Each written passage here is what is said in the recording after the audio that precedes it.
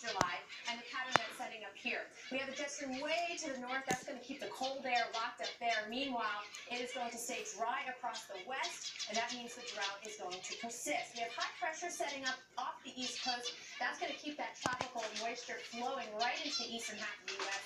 And that's important when it comes to temperatures because it's important regarding soil moisture. All right, let's talk about the impact of soil moisture and temperatures.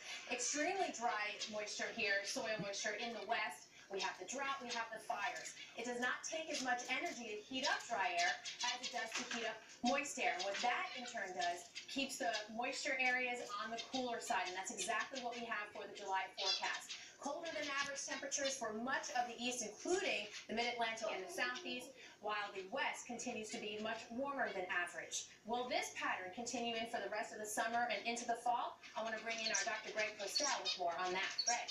Well, thanks, Maria. And I think the pattern that you showed that we expect in July will likely continue on into August, with the greatest chance for warmer than average conditions likely in the west. Let's have a look at our graphics and show you where I think that's going to be is out here generally west of the Continental Divide. That's where the big heat will likely be in place in August. We do have some cooler than average conditions expected in the southeast. That's not so much because some cold air is coming in. It's more likely that we'll have more of a humid flow coming in off the Gulf more often than not. That will generally keep things perhaps a little bit below average there. But overall, the jet stream should be fairly well off to the north. So no big intrusions of cold air really expected so much in August. Now, the focus of the heat in the west has a lot to do with the drought situation, where right now we've got extreme and even exceptional cases of drought in the center part of the country and even in the west. And that will have that feedback for warmer than average conditions in August in the west.